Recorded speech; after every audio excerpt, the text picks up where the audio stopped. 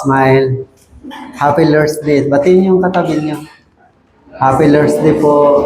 Oh. Masaya ako nakita ka, kapatid. Okay, so, pag Lord's Day, hindi Sunday. Sunday is worship of the Sun in Roma.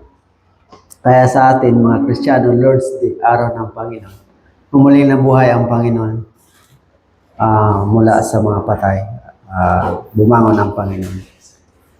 Okay. Kaya, ang ginagamit ng term para sa pagsamba ng mga Kristiyano ay Lord's Day. Okay, hindi pupunta ako sa simbahan, kundi pupunta ako sa Panginoon. Lord's Day, araw ng Panginoon. Kaya kung mayroong mga activity natin, hindi yun, yours day. Lord's Day. Okay. Kasi parang hindi ko makita yung pwede tanggalin pong poste. Hindi pwede. Baka pwedeng mag-request dito parang yung doon. Para makita ko kayo or dito sa harap. May darating pa ba? Hindi naman naimbitahan si Bongbong Marcos dito hindi kayo makita dyan. Yan. Baka mamaya magkabanggaan tayo dun sa retreat center. Hindi tayo magkakilala. Okay, para makita kayo mga gwapo at saka magaganda.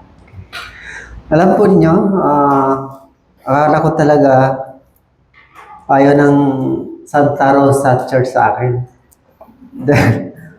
Tatlong beses naudlot yung schedule ko dito. Una, nabago nung panahon ni Pastor Sandro. Nabago. So, pangalawa, ay dito na sana ako, kaso na-hospital naman ako. Then, ito, pangatlo, natuloy na po talaga. Kaya, salamat sa Diyos din nakasama ko yung Santa Rosa Church.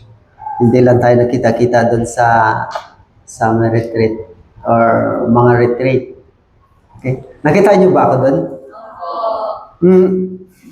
Sa liit ko na ito, nakita niyo pa ako. Kasi meron ng church na napuntahan ko.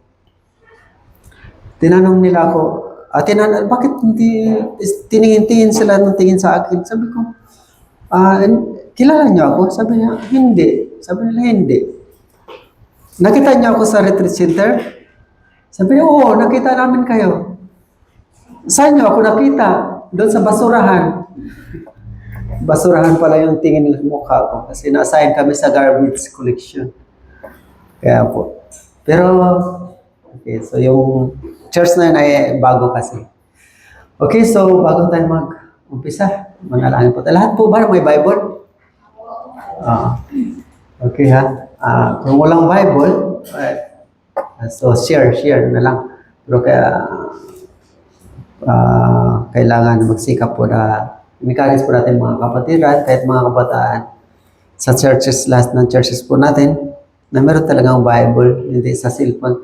So sa church po namin, hindi ko ina-allowed yung cellphone na ginagamit Bible. Kasi akala mo Bible ginagamit, nag-chat-chat na pala. O nagbabasa ng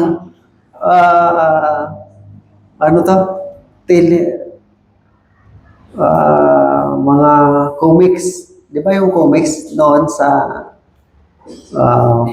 parang notebook, gano'n. Pero ngayon, nasa cellphone na. Pero kwentong barbero yun, hindi ito. So, napiki ako doon. Nung napansin ko, hindi ko na ina-allowed yung cellphone. Saka, Bible na lang. Okay. Sige, so, mag-umpisa tayo sa panalangin. Dakilang Diyos, salamat po Panginoon sa kaligtasan, sa iyong pag-ibig na hindi namin masukat. Kami ay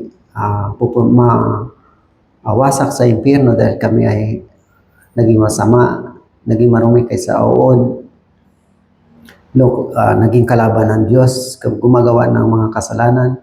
Ngunit nabag po ang Panginoon sa amin at inabot mo po kami sa pamamagitan po ng Ebanghelyo.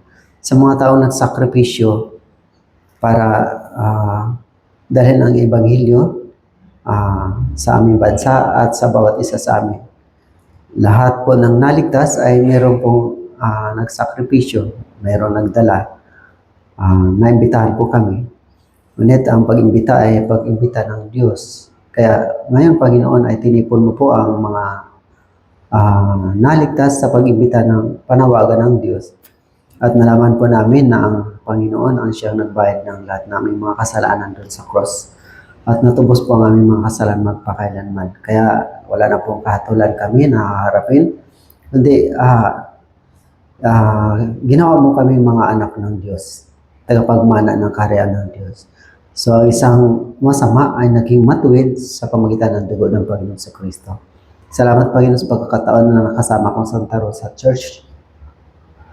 At dalangin po namin na ipasok po po sa aming mga puso ang salita po ninyo upang magawa po namin ito at upang hindi kami magkasala dahil sa hindi namin pagsunod. Kaya salamat, Panginoon, sa pagkakataon at umasa kami sa banal na Espiritu na siya po ang paunawa sa amin sa inyong salita. Gamitin mo lamang ako ninyo, Panginoon, bilang instrumento ng inyong salita. At ang kapangyarihan ng inyong salita ay paunawa sa amin at kami lumakas sa aming pananampalataya upang magawa po namin ang gawain ng Diyos na natitira sa huling panahon na ito. Salamat, Panginoon. Sa iyo po na po yung pinagkatiwala ang may pag-aaral sa tanging kapangyarihan lamang at gabay at sa pangalan ng Panginoong Jesucristo. Amen. Okay? So,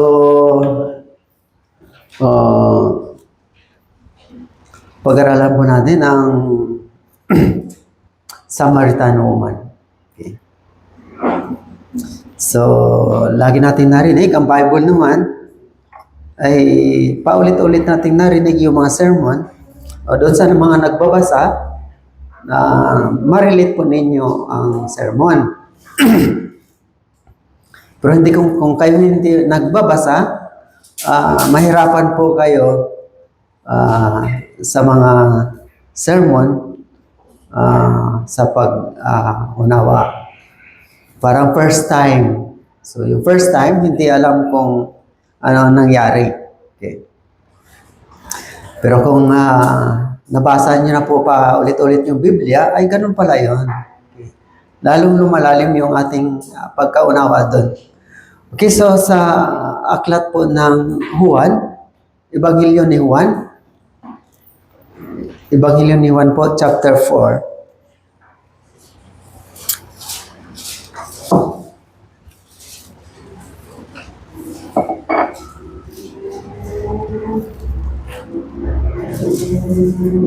Ebanghelyo ni Juan, chapter 4. Okay na? Nakita na po? Okay, sabay-sabay po tayo babasa mula 28 hanggang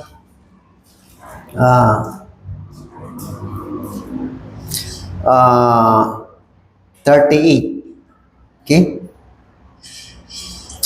So, okay, may salita na lang po tayo para dandahan.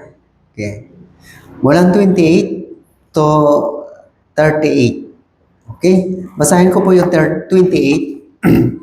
Kaya iniwan ng babae ang kanyang banga ng tubig at pumunta sa lungsod at sinabi sa mga tao, tingnan ninyo ang isang tao na nagsabi sa akin lahat ng mga bagay na aking ginawa. Hindi naman kaya ang Kristo. Lumabas sila sa lungsod at pumunta sa kanya. Samantala, hindi mo siya ng kanyang pangalagaan. Rabi, kumain ka. Subalit sinabi niya sa kanila, ako'y may pagkain na hindi ninyo nalalaman. Kaya sinabi ng mga alagad sa isa't isa, dinadala kaya sa kanya ng pagkain. Sinabi sa kanila ni Jesus, ang pagkain ko ang gawin ang kalooban ng nagsugo sa akin at tapusin ang kanyang gawain. Hindi ba sinasabi ninyo, may 4 na buwan pa at darating na ang pagkain? Ngunit sinasabi ko sa inyo, masdarin niyo ang inyong paligid at inyong tingnan ang mga bukid na mapuputi na upang matigil.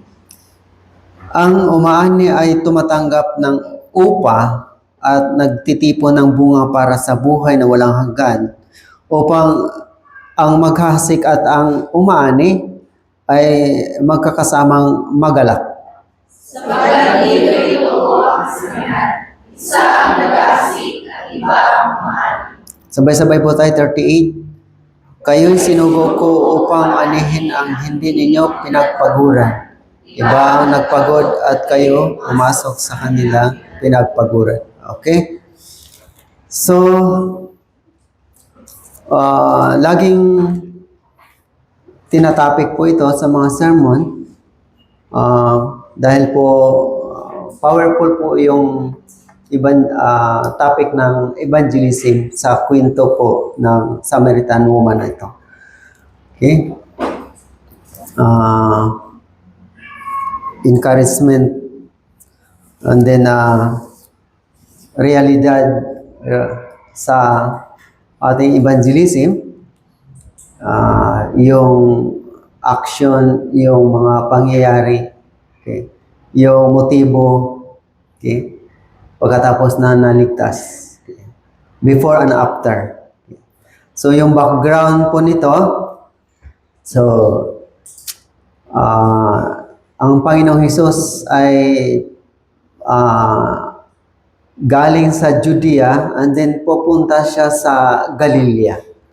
So yung layo po papuntang Galilea mula sa Judea halos nasa 100 mahigit kilometers. Pero kung dadaan pa sa Samaria ay mas malayo. Okay? Mulang Judea hanggang Samaria ay 56 kilometer. Then, nasa 22 hours.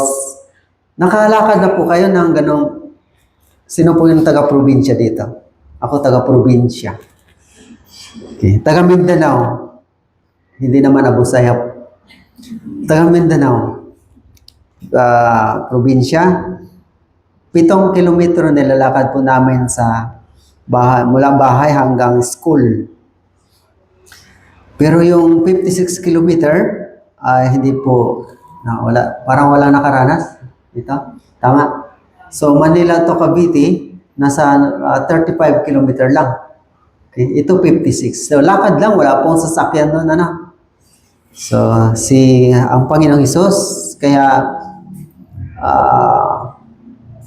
pagod na pagod ang Panginoong Hesus dito at gutom, pagod, uhaw. Okay. Pero may nakita po siya. Bakit dumaan po siya dito sa Samaria? Dahil meron po siya nakitang pinakamahalagang pinakamahalaga sa kanyang puso. Okay? Yung isang kaluluwa, itong babaeng Samaritana. Okay? So nakita po niya ito na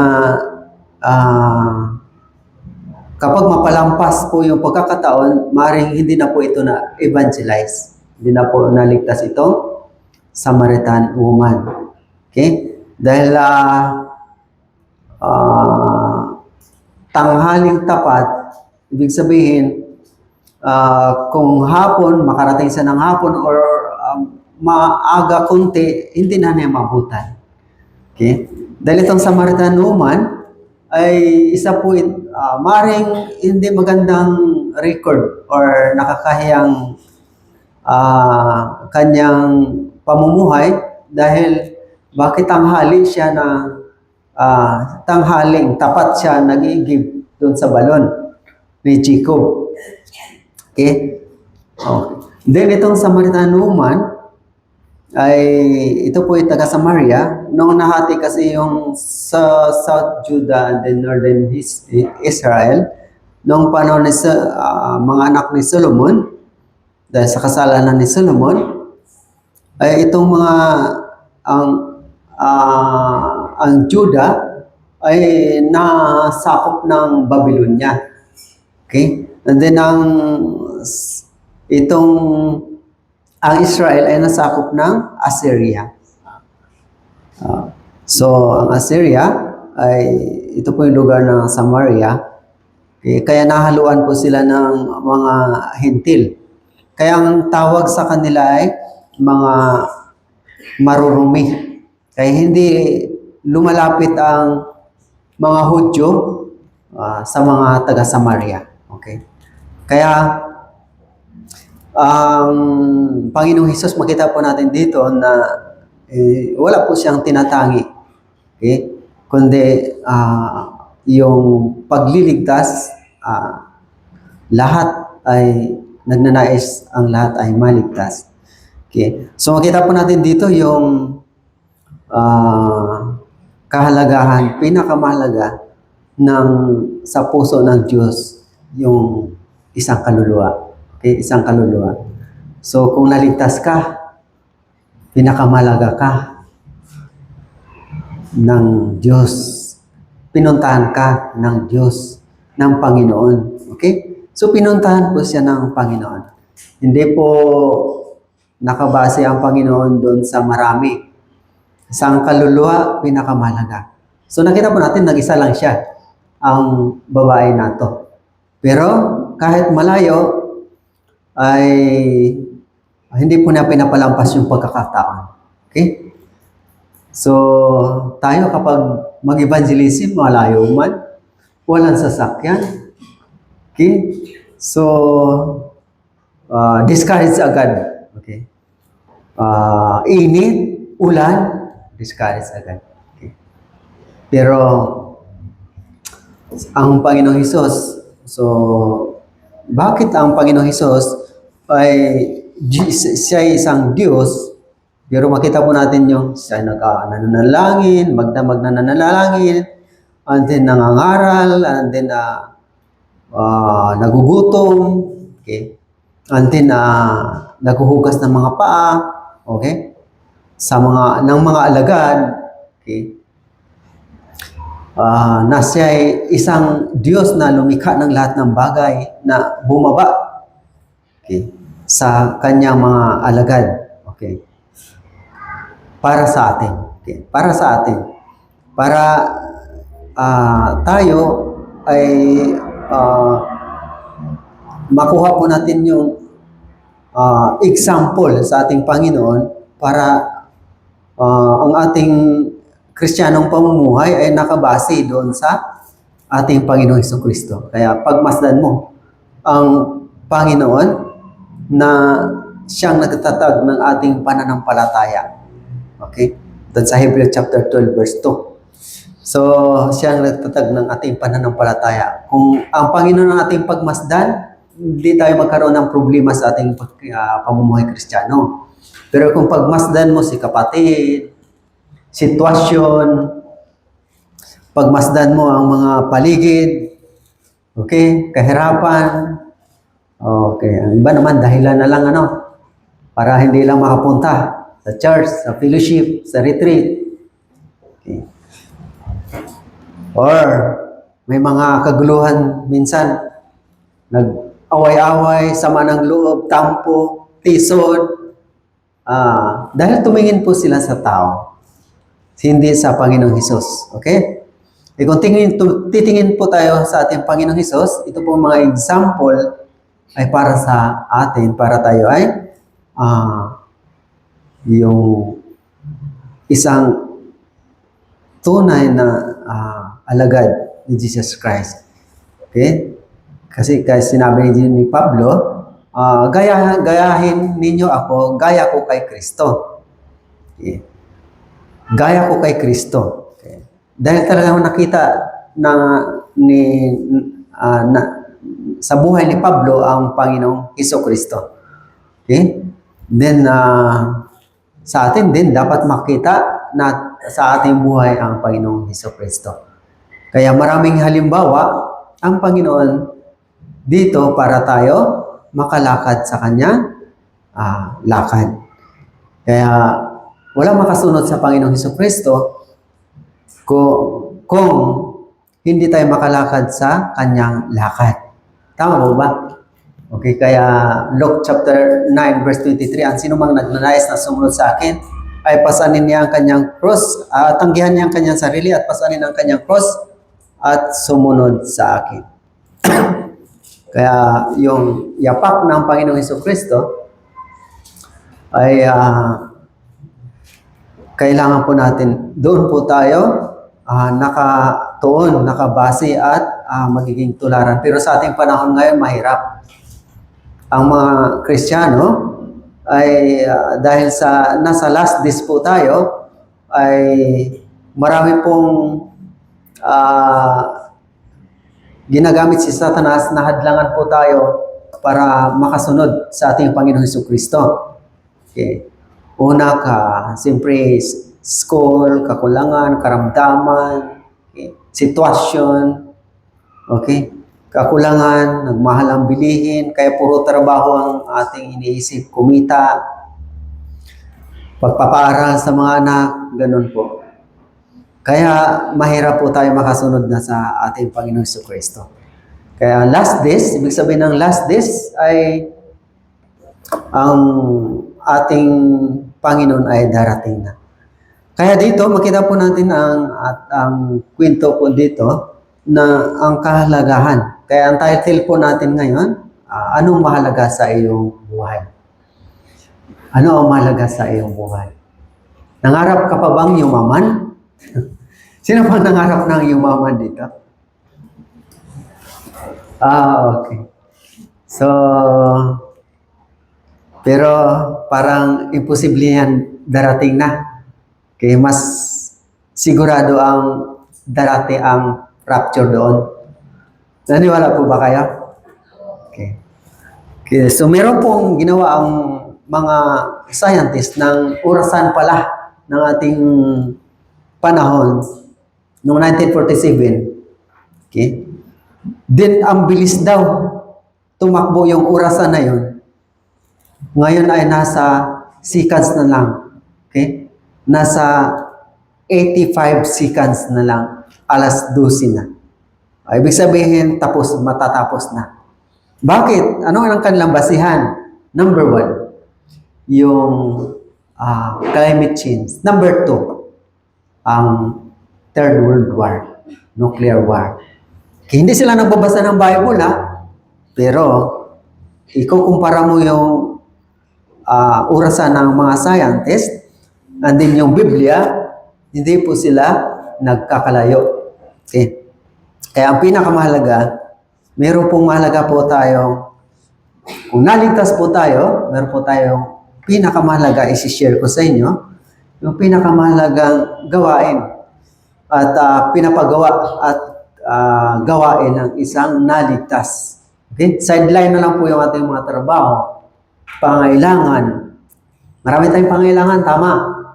Pero sideline lang yan. Lahat ng ating pangailangan ay para kung sa katawan, ang ating katawan ay maiiwan dito sa lupa. Kasi lupa ito. So may katawan panlupa, may katawan panlangit. Kaya saan po ang bigyan natin ng pansin? Yung ating katawan panlangit. Yung ating magagawa sa Panginoon. Hindi yung nagagawa mo sa buhay na ito. Kasi pagharap po natin sa Diyos, pagharap po natin sa Panginoon sa pagbabalik niya, hindi ka naman tanungin ang galing mo, nakapatapos ka ng anak mo, ng engineer, ng doktor, ang galing mo, ang matalino mo, nakakatanggap ka ng award, o cum laude ka, summa cum laude, or magna cum laude. Hindi ka tatanungin ng ganun. Ang tanong lang ng Panginoon, anong ginawa mo para sa akin? Niligtas kita. Namatay ako para sa iyo. Nilatigo ako ng halos mahigit 100 bisis. Napako ang aking kamay at paa. Kinuranan ako ng tinik. dinuraan ako ng Romano, sundalo Romano, ipinako ako sa cross para sa pagmamahal ko sa iyo. Anong ginawa mo? Ano kaya masasabi mo sa oras na yun?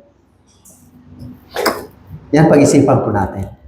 Kasi po, tatayo at sa pagbabalik ng Panginoong Hesukristo, tatayo tayo sa hukuman ng Panginoon. 2 Corinthians chapter 5 verse 10 na lahat tayo ay tatayo sa hukuman ni Kristo, hindi sa impyerno. Hukuman ni Kristo ay ayon sa ating mga gawa. Okay? Kung anong nagawa mo sa Panginoon. Okay?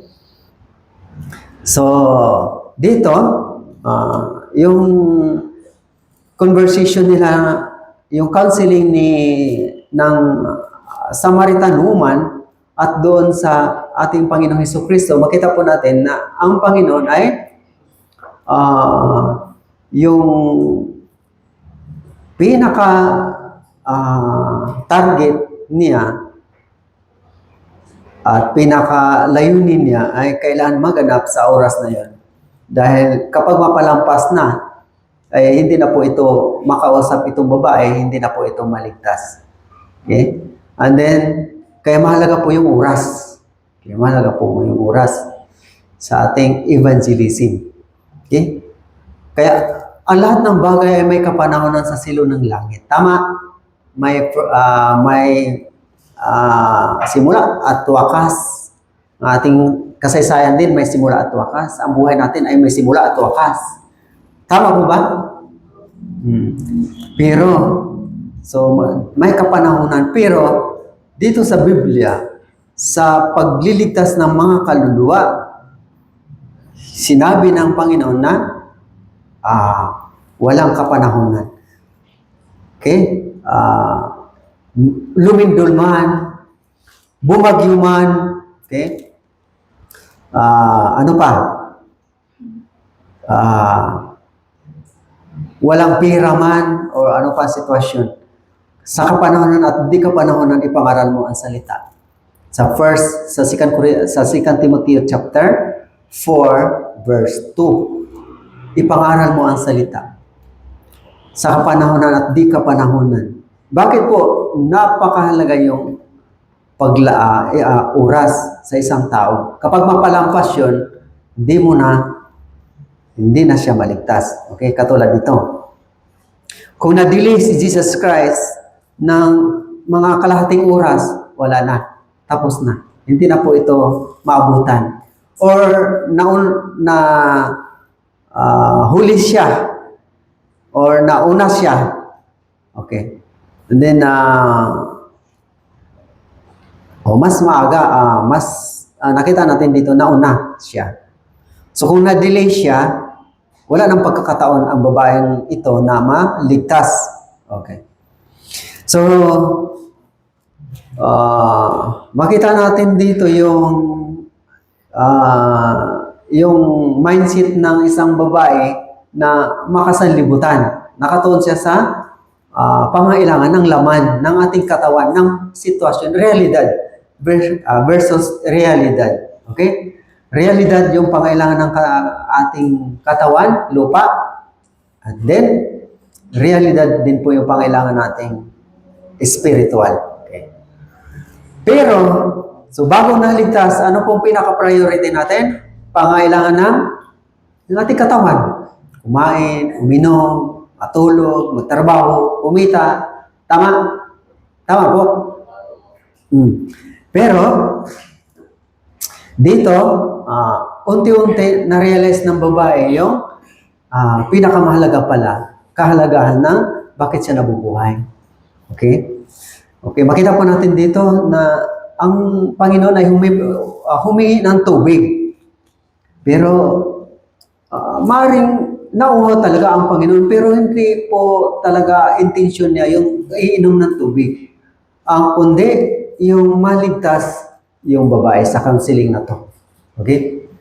So, kasi nilakad ng Panginoon, napakalayo, gutom, uhaw. Talagang may katawang tao din po ang Panginoong Hesukristo, katulad natin.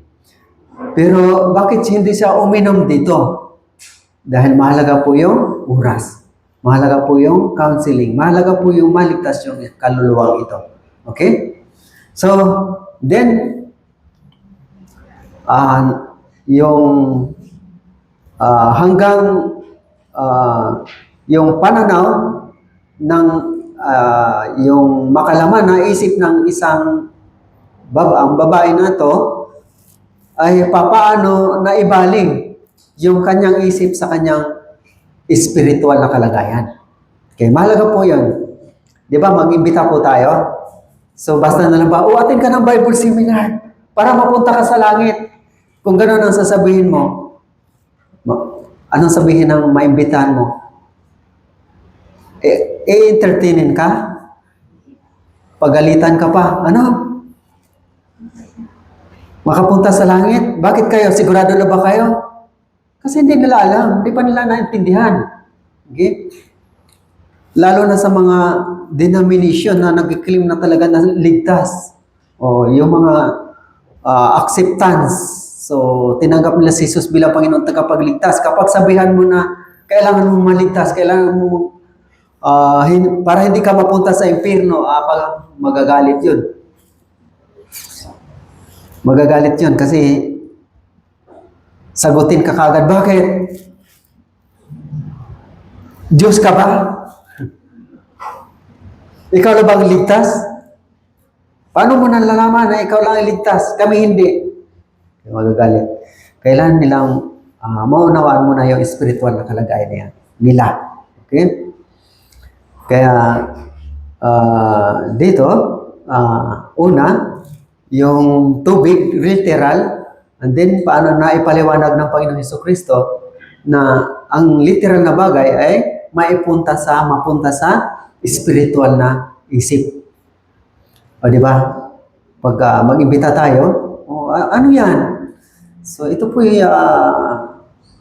so tinumbok natin agad yung spiritual na kalagayan nila. Ito patungkol sa hindi ito patungkol sa reliyon at ito'y Biblia at ebidensya lang. Okay? Kung ano nangyari ngayon at anong ginawa ng Diyos noon at sa nakalipas at anong gagawin ng Diyos sa ating hinaharap. At bakit nagkaroon ng bakit ganito ang ating sitwasyon, bakit ganito ang ating kalamidad. Okay? Sobrang init na, lumakas ang mga lindol, takot sa digmaan, mga virus. Bakit? Nakasulat po yan sa Bible. Then na may pinaka-problema pa sa atin. So, huwag natin i-touch yung ang kanilang religion. Kundi may pinaka-problema pa sa tao, yung ating kasalanan. Okay? So, may kasalanan po ba tayo o wala? Siyempre, sino bang tao hindi nagkakasala? Okay, yun ang problema. Kaya, yung ating Bible seminar ay para lang ipaalam sa iyo ang katotohanan sa pamagitan ng katibayan para makabase tayo sa ating pananampalataya sa Biblia. Dahil ang Biblia lang ang totoo, yung ating isip ay hindi totoo. Kung inisip natin na ligtas na tayo, baka magkamali tayo. Kaya kailangan po yung ebidensya ng ating kaligtasan. At talaga, so makumbinsi sila. Tama? Okay. Kailangan hindi ko sinasabing hindi ka ligtas, kundi kailangan mo na ang katibayan.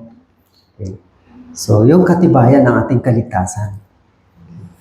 So, dito, yung tubig ay sinabi ni Jesus Christ ay hindi siya binigyan ng tubig ng babae, di ba? Ikaw isang Hudyo, dahil hindi nga pwede ang mga Hudyo ay lumapit sa mga Samaritana, dahil ay itinuring sila ng mga marurumi. Kaya sinabi ng babae, ikaw na Hudyo ay humingi sa akin ng tubig? Ganun po. Paano nangyari yon? So, pero ang sagot ni Jesus Christ, kung nalalaman mo na ang humingi sa'yo ng tubig ay kung ikaw ay hihingi sa kanya ay bibigyan ka ng tubig na ng buhay. Ha? Meron bang ganun? Tubig ng buhay? So, parang imposible. Paano mangyari yan? Okay? So, paano mangyari? Meron bang tubig na buhay? Ng buhay. Okay. So, sinabi ni Jesus Christ, so kung nabasa, i-summarize lang po natin, ano? Sinabi ni Jesus Christ na itong tubig na ito ay mauhaw ka pa din. Pero yung tubig na ibibigay ko sa iyo ay hindi ka na mauhaw magpakailanman. Okay? Naintindihan po ba? Okay? Dito sa verse 14. Subalit ang sino mang umiinom ng tubig na aking ibibigay ay hindi na mauhaw magpakailanman. Ang tubig na aking ibibigay sa kanya ay magiging isang bukal ng tubig tungo sa buhay na walang hanggan. So dito, ano nang isip ng babae dito? Talagang mayroong ganun. O di ba? Pag mag-imbita tayo, kailangan bigyan natin sila ng kaisipan na magkaroon sila ng kakaibang kaisipan. Talaga, meron talagang impyerno talaga. Meron ba talagang impyerno? Totoo ba talaga yung paghuhukom? Totoo ba talaga yung pagbabalik ni Jesus Christ? So, depende sa kausap mo kung walang alam doon. Okay? So, totoo ba talaga yung mundo natin ay susunugin ng apoy? Okay? Wawakasan talaga. Totoo ba na magwawakas ang ating kasaysayan? Okay. So dito po, na-shock po yung babae. Bakit? Meron bang talagang may buhay na tubig na ng buhay? Okay? And then hindi ka na mauuhaw. So dito na po, nagkaroon ng ibang isip yung babae. So mula sa kaisipang laman, makambundo kaisipan, pangailangan ng kanyang katawan, pangailangan ng kanyang realidad na pangailangan ng physical na katawan ay na ibaling doon sa kaisipan patungkol sa kanyang espiritu. Spiritual na kalagayan. Kaya tinumbok ni Jesus Christ kung ano ang kanyang kalagayan. Okay, yung walang kakuntintuhan kahit anong kasiyahan pang hahanapin sa mundo ito. Okay? Kaya yung literal, ginagamit ni Jesus Christ para sa spiritual na bagay. Okay? Kaya meron tayong mga counseling. And then, kaya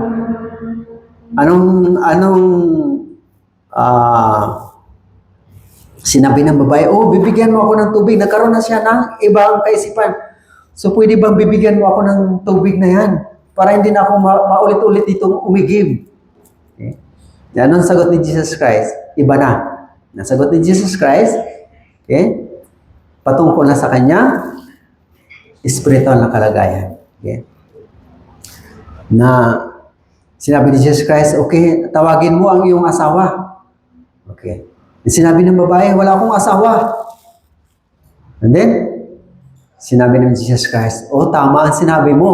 Dahil ang asawa mo, may 5 kang asawa at ang asawa mo ngayon ay hindi mo asawa. So, nakita ng babae, bakit nalalaman ng taong ito ang aking pagkatao? Okay? Kaya una, pagkakilala niya, Hudyo muna.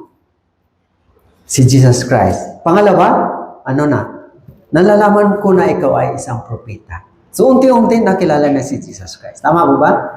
Kaya kapag maimbita natin, dalhin lang natin sila sa Bible seminar, and then, huwag tumbukin ang kanilang religion. Kaya doon lang sila magasin sa katotohanan habang nakikinig sila ng 5 session. Yan lang, i-encourage natin sila sa every session. Kada session, i-encourage natin sila na magpapatuloy. Dahil doon mabuksan ang kanilang isip sa katotohanan. Okay? Tama ba? So may proseso. Okay? Walang shortcut. Tama ba? Meron bang naligtas sa atin na shortcut? 5 session agad? Wala po.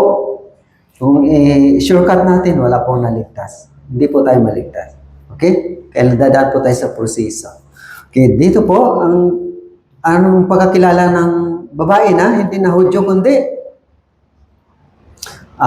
propeta. Sinabi sa kanya ng babae, Ginoo, sa 19, sinabi sa kanya ng babae, Ginoo, nakikita ko, ikaw ay isang propeta. Okay? So, then, napunta na sila sa pagsamba. In 20, sumamba ang aming mga ninuno sa bundok na ito. So, anong nangyari? Napunta na sila sa spiritual na kalagayan. Okay? Sumamba ang aming mga ninuno sa bundok na ito. Okay. Ngunit sinasabi ninyo ng lugar na dapat pagsambahan ng mga tao ay sa Jerusalem. Kasi nandun po ang templo. Sa templo lang. Sinabi po ng ang templo ng mga Hudyo, mga Israelita, ay sa Jerusalem. Okay? Then, anong sagot ni Jesus Christ? Sinabi sa kanya ni Jesus, sa babae, ni Jesus, babae, maniwala ka sa akin. Darating ang oras na iyong sasambahin ang Ama, hindi sa bundok na ito o sa Jerusalem. Sinamba ninyo ang hindi ninyo nakilala. Sinamba naman namin ang nakilala namin sapagkat ang kaligtasan ay mula sa mga Hudyo. So makita po natin dito ang pagkalito ng patungkol sa pagsamba. Okay. Pagkalito. Okay. Sino ba talaga, saan ba talaga sambahin ang Diyos? Sino ang Diyos? Sino sasambahin? Saan sasambahin ang Diyos? So religion is, pagkalito. Tama po ba? So, lahat po tayo, kung anong denomination po ninyo, ang denomination ko po, siyempre mula tayo sa Katoliko. Dumating naman dito ang Protestante ay, ang mga Pilipino ay nagtayo ng maraming denomination. So, sa iba't ibang bansa ay nagtayo ng mga denomination yung naisalin ang Biblia sa kanilang wika. Kaya dito din po sa Pilipinas, gano'n ang nangyari. Okay? Kaya, puro kalituhan ang relihiyon. Okay? Kalituhan. Kaya, kahit may nagtanong sa akin yung preacher, ligtas ka na ba? Yes, born again ako. Born again ka na ba? Born again ako. Tinanggap ko nga si Jesus bilang Panginoon tagapagligtas. So, hindi na ako kinontra na, sige, attend ka ng Bible seminar. Okay. So, inisip ko, hindi ko na kailangan yan. Dahil ligtas na ako. Mag-imbita ako ng mga hindi ligtas. Pero ako, hindi ko na kailangan yan dahil ligtas na ako. Born again na ako. Okay. Pero hindi na ako kinontra. Sabi niya, sige, basta manood ka lang. So, doon sa Bible seminar na yon, iba ang target nila, iba ang inimbita, ako ang naligtas. Para sa akin pala yung Bible seminar na yun. First time na Bible seminar doon sa Tracy Martires, yung Cavite Church. Ako po ang naligtas doon. O ilan ang church ng buong Cavite region? 6 na. Okay. Ang mga mission branch pa, Kalawan, Catanduanes, Mindanao, so ang dami na. So, kaya huwag po natin maliitin yung isang tao o bawat Bible seminar na isa lang ang lungkot naman, isa lang ang naligtas. Ang lungkot naman, isa lang ang naimbita. Huwag po, kasi hindi mo alam, yung isa na yan ay isang yung marami ang madala sa Panginoon. Okay? Katulad sa ginawa ng Samaritan woman na to. Okay. So dito, and then, kaya si Jesus Christ lang ang ating kaligtasan. Hindi sa mga religion. Religion ay pagkalito. Sinabi ni Jesus Christ, ang religion ay nagsasara ng mga pinto. Pintuan ng langit sa mga gustong pumasok sa langit. Sa Matthew chapter 23. So, kaya kay Jesus, kung makilala mo si Jesus Christ, ay maligtas ka. Yung kanyang ginawa. Kaya dito, unti-unti, so binanggit na ni Jesus Christ yung Ama. Okay. At katotohanan. Okay. Kaya, sinisigurado na nakita ng babae na hindi siya sigurado sa kanyang sinasamba. Hindi niya kilala yung kanyang sinasamba. Okay. Ganun po tayo. Nagkiklaim lang. Dati, before.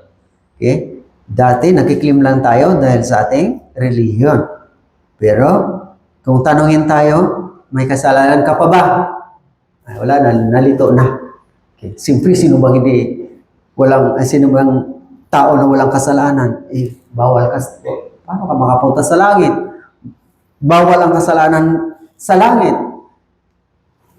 Ihingi ko ng tawad sa Panginoon. Paano mo mahingi ng tawad yung 5 years old ka, 10 years old ka, 15 years old ka? Naalala mo kasalanan mo na yon? Wala, hindi ka na makaimik. Okay? Kaya pagkalito. Tama ba? Pagkalito. Kung hindi natin makilala si Jesus Christ, hindi po tayo maligtas. Kaya, ang kaligtasan ay pagkakilala na makarating tayo sa katotohanan. Okay? 1 Timothy chapter 2 verse 4. Okay. Kaya, nakita po natin dito, sinabi ng Panginoon sa verse 24, ang Diyos ay Espiritu at ang mga sumamba sa Kanya ay, sa verse 23 mo na, subalit dumarating ang oras at ngayon na nga, nasasambahin ng tunay na sumasamba ang Ama sa Espiritu at katotohanan, sapagkat hinahanap ng Ama ang gayong mga sumasamba sa Kanya. So, never pang naging anak itong babae na ito. So, binanggit po ni Jesus Christ yung Ama. Maging anak ka muna. So, paano? Sa pamamagitan ng katotohanan. Okay? Sa Espiritu at katotohanan. Okay? Ang lahat ng maligtas ay nakaunawa ng katotohanan. Okay? And then, lahat ng naligtas ay mayroong banal na espiritu. Then, ang anak lang po ang pwede makasamba sa Ama. So, kailangan magiging anak muna tayo. Okay. So, kaya dito binanggit po yung Ama at espiritu at katotohanan. Hinahanap ng Ama ang sumasamba sa Kanya sa espiritu at katotohanan. So, dahil ang Diyos ay espiritu at ang sumasamba sa Kanya ay kailangan sumamba sa espiritu at katotohanan. So, kailangan makilala muna natin ang katotohanan. Kaya ang buhay na walang hanggan ay ang pagkakilala sa nag-iisang Diyos na tunay at kay Hesus Kristo na Kanyang sinugo. Yes, sa John chapter 17 verse 3. Okay? Kung hindi natin makilala yung Diyos at si Hesus Kristo, walang buhay na walang hanggan. Kaya kailangan makilala. So dito, nakilala,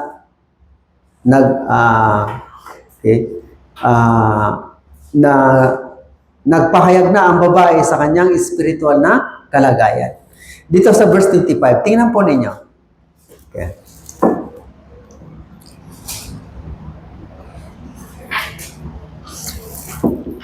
So, nasabi ko na itong mix Jews at saka Hintil ito, Samaria. Okay? Kaya meron silang idea patungkol sa Mesiyas. Okay, verse 25. Okay, naghintay din siya. Alam niya na ang Mesiyas ay darating, ang tagapagligtas ay darating. Okay? So, alam niya. Pero wala po ito sa isip niya dahil sa walang nagpapaliwanag. Okay.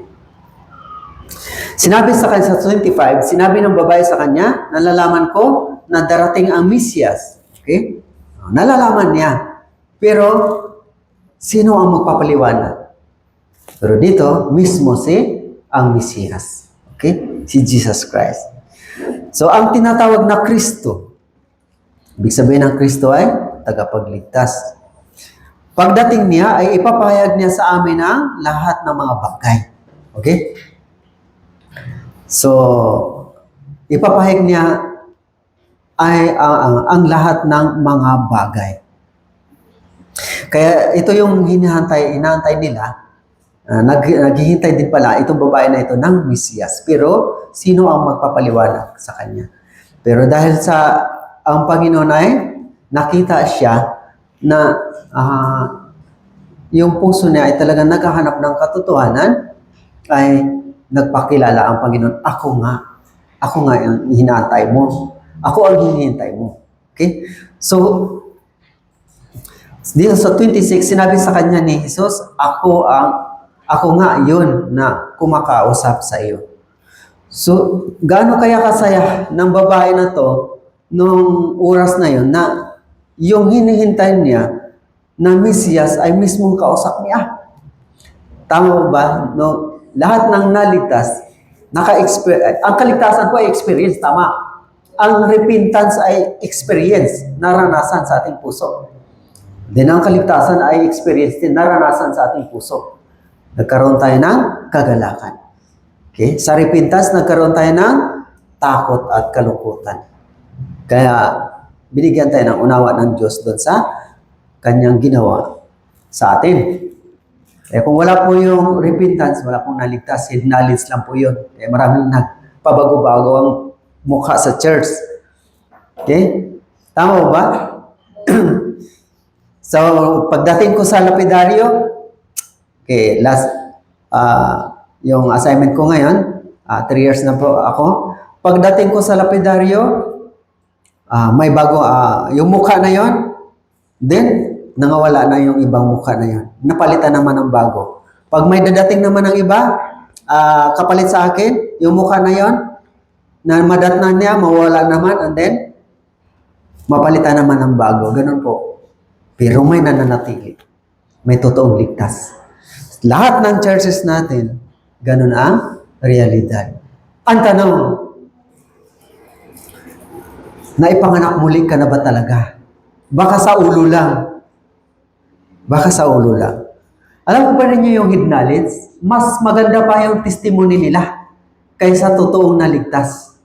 Pero hidden knowledge lang pala yun. Pero, mas mabilis pa sila sa alas 4 mawala. Kaya, noon, konti pa lang kami. Wala pa pong, kasi pangalawa po ako sa unang pastor, ay mga missionary lang ang kasama namin. Kaya, taon po, makaikot po kami. Mga 5 taon, 2 taon. So, pag rotation namin, 2 taon, 3 taon, di hanapin namin yung mga naka-fellowship namin ng mga leaders or ibang mga kapatiran na nakausap namin. Saan na itong ganito? Din may mga picture. Nakausap ko na itong sister na to, itong brother na to, nakausap ko na to. Saan na to? Wala na po, pastor. And then, iba na yung mukha. Halimbawa, sa Cavite Church, dyan po ako nagsimula. Okay, Cavite Church. Okay. Dyan po ang pamilya ko. Diyan na po ako nakatira sa Tracy Martires. Galing ko sa Takawan 4 years. Pagbalik ko sa Cavite Church, pagbalik ko, nakasermon ako ulit mga 4 years ago. Bakit kaya wala nang ngumiti sa akin? Hindi na pala ako kilala, hindi ko rin sila kilala. Sana yung mga kasamahan ko. So, inantay ko sa bintuan, hindi rin gumiti sa akin. Hindi ko rin kilala. So, ilan na lang, binibilang lang sa daliri ko yung kasamahan ko dati. Eh, samantalang puno naman yung bago ako umalis, marami na naman kami Pero bakit ngayon ay hindi ko nakilala sila? Yung marami na yun. Maring dito din pareho, Alam ko ito na mission dito. So, yung Kalawan Church, mission po ito ng Kalawan Church. Kami po yung nag-mission dyan. Grabe po yung mission namin dyan sa Kalawan Church. Ay, akala namin hindi po talaga mabuo yan. Yung unang mga target namin dyan ay wala na po ni isa ngayon. Yung unang tinipo namin. Wala na po. Mga bago po yan lahat. Then sila po yung nag-mission po dito. So, ganun po. Kunti na lang po yung natitira na kasabayan ko noon. Bakit? So, ganun po. Sa ulo lang po nila nalalaman si Jesus Christ. Pero sa puso, hindi. Hindi nila kilala talaga si Jesus Christ. Kaya, yung testimony, kung testimony lang po ang ma-rapture, ang ingay siguro ng langit, Kung bibig ba, bibig lang ang ma-rapture, ang ingay sa langit.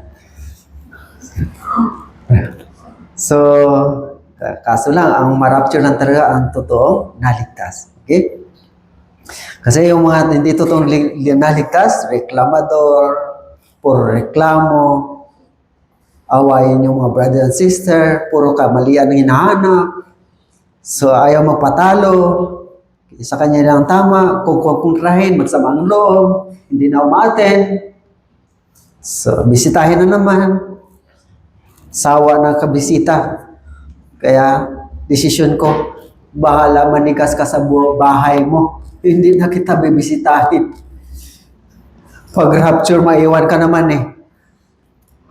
Hindi tayo naghusga, pero realidad po na buhay yung isang sanggol ay magugutom yan. Pero kung patay yan, kahit pakainin mo, padidiin mo ng gatas, ay hindi po yan magdidi. Hindi po yan kakain. Bakit? Patay yan eh. Kaya hindi sila nauuhaw. Okay? Pero, hindi rin sila dinisiplina. Okay, tingnan mo natin ulit.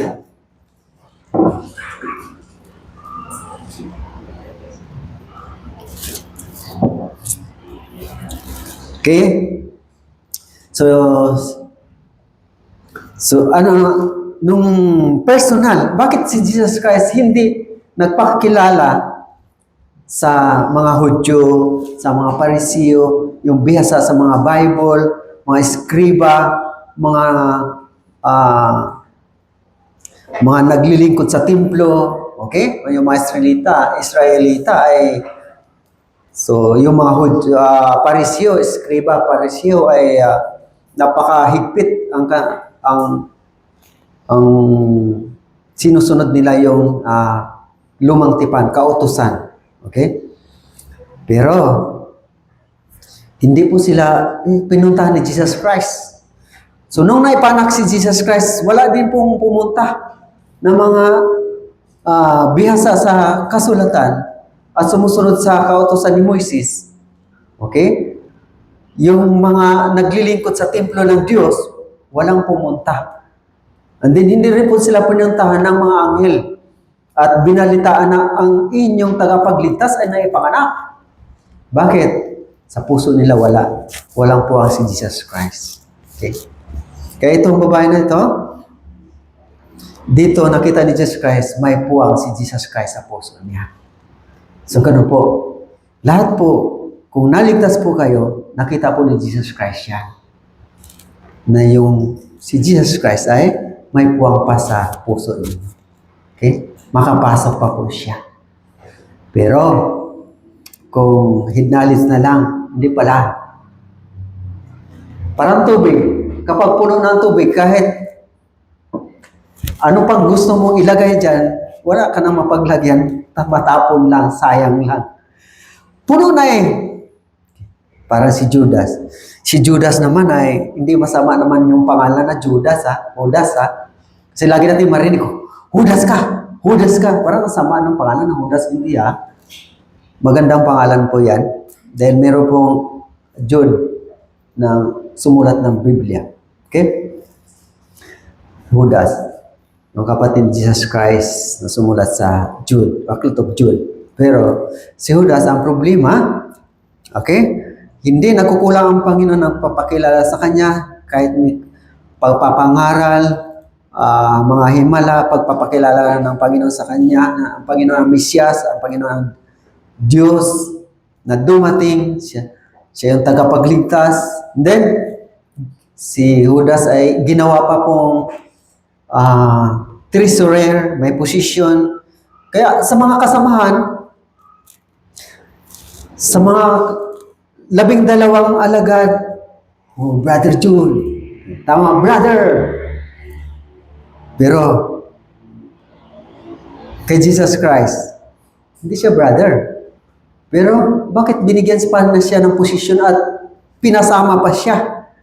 So, makita po natin doon yung biyaya, pag-ibig ng Diyos, na kahit gaano kasama si Judas, alam ni Jesus Christ, pero yung chance binigay sa kanya. Pero hanggang sa huli, hindi po na talaga malagyan ng salita ng Diyos yung kanyang puso. Bakit puno na? Anong nakapuno doon sa puso niya? Bakit hindi po talaga siya natablan na actual niya nakasama si Jesus Christ, yung mga ginawa ni Jesus Christ, yung pangaral ni Jesus Christ, din sa huli, ibinintan niya si Jesus Christ. Bakit po? Puno siya ng kasakiman, ng pira, ng kayamaan, ng pagnanasa ng pira. Gusto niyang yumaman. Gusto niyang umasinso. Gusto niyang, pag mayroon ng posisyon si Jesus Christ sa Roma, okay, ay treasurer siya. Kaya magkapira siya ng malaki. Kaya sa ating bansa ay ano pong maraming pira ngayon sa ating bansa? Yung flood control. So, ang dami nila, no? Okay. So, ganun po. So, pinuntahan po itong miserableng babae na ito dahil may puwang si Jesus Christ sa puso po niya. Naintindihan po? Sinong nakakaalam? Kaya sa evangelism, sinong nakakaalam na itong tao na ito ay maligtas? Wala, di ba? Okay. Si Jesus Christ, siya yung Diyos, so alam po niya. Pero tayo, hindi natin alam, kaya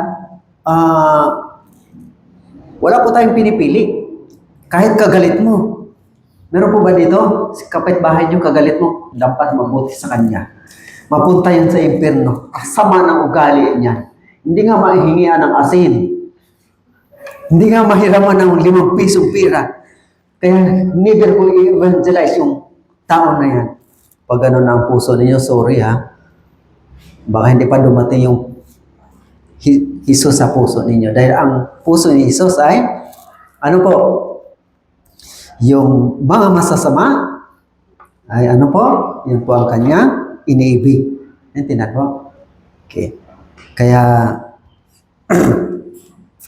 so, maging ang Panginoon na hindi niya nilampasan ang lahat ng lugar ng Jerusalem, ng Israel. Okay? Kahit ni-reject po siya. Pero hindi niya nilampasan po sa pangangaral dahil ang lahat po ay nais niya ay na makarating sa pagkakilala sa katotohanan sa Panginoong Hesus. Okay, so dito, ang babae ay, ano nangyari? Nung nakilala niya ang Panginoong Hesus mismo, yung pinakamahalaga sa kanyang buhay, okay? Yung siyempre, dahil maaaring nagmamadali ang babae ito. Bakit po? Dahil mahiya po ito na makita ng mga maraming tao. Kasi kung 5, pang-anim yung kanyang asawa, hindi ito magandang pamumuhay niya. Maaaring prostitute ito, ano? Nakakahiya sa mga tao kung makita siya. Ibig sabihin, gabi lang ito. Lumalabas. O sino yung gabi lumalabas? Yung mga prostitute, di ba? So, tapos naka-6 na kasama na siya na lalaki. So, kaya, nakakahiya. Makita siya ng mga tao. Pero nung na-meet niya si Jesus Christ, nakita po natin dito, hindi na po siya nahiya. Okay? Hindi niya kinahaya ang kanyang sarili. Ano na po nasa isip na dito? Yung mga kababayan niya, kailangan makilala nila si Jesus Christ din. Kung paano nakilala niya. Kung paano na-meet niya. Gusto din niya, nais niya, ma-meet din nila si Jesus Christ mismo. Okay?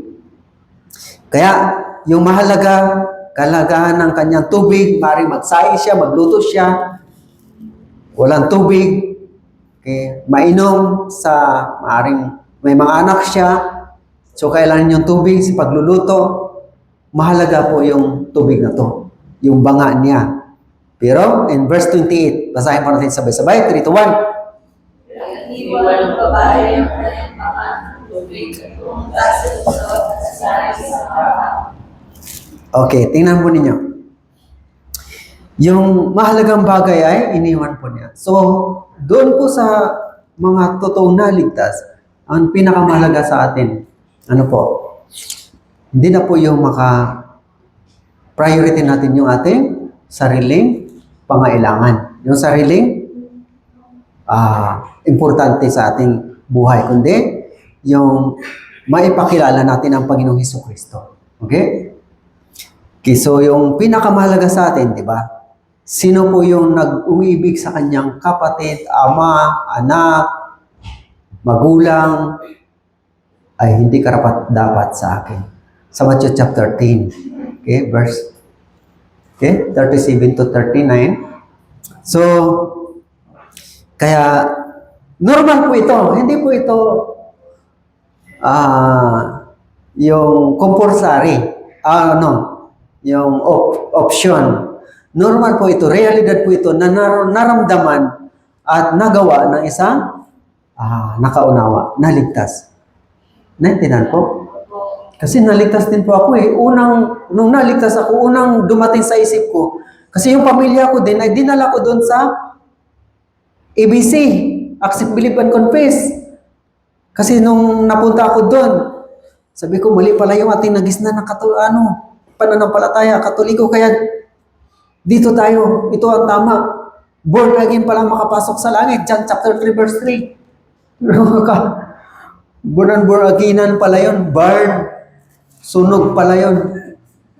Na-burn, sunog tayo sa impyerno. So, punta din sila, sunod sila sa akin. Kinuha ko sila. Then, nung naligtas ako, kinuha ko din sila ulit doon. Bahala yung pastor. Walang nagawa yung pastor. Dahil ako na po yung pamilya ko yan eh. Kaya merong iba na hindi na kakuha nila. Dahil yung pastor ay baka magalit. Ako hindi. Kalbuhan tayo na kung magkalbuhan ka, pastor ka, kukunin ko yan. Ayaw ko papayag. Dalhin mo sa impyerno yung aking pamilya. Okay. So magsambunutan na tayo, bahala na. Lugi ka sa akin kasi ako wala na buhok. So, galit ang pastor, bahala ka sa buhay mo, basta yung pamilya ko, napatin ko muna ng Bible seminar. Then nakita nila, tayo wala kang katibayan, pero dito may katibayan. Saan sila maniniwala? Merong ebidensya. Kaya doon po ako umantig. Tinaantig din po sa ang puso nila. So, ito po yung realidad. Kapag wala po kayong ganitong kaisipan na ang inyong mga pamilya sa probinsya, lahat po nating churches umabot na po yung church na po natin ngayon ng 100 mahigit. Okay? May minister na church na naitayo. Or may minister na nasa mga 110, ganun. Mission branch, mga 30. Ganun po. So, isa lang po ang naligtas doon. Then umuwi sila sa kanilang probinsya. Nagkaroon ng church sa pamilya nila. Mag-umpisa sa isa.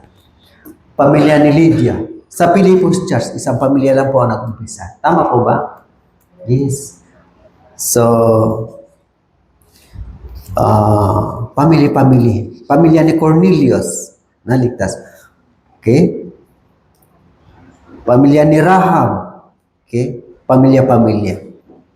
Kaya yung churches na naitayo po ay may naligtas po una, and then umuwi sa probinsya, and then naligtas yung pamilya, nag-umpisa ang church natin.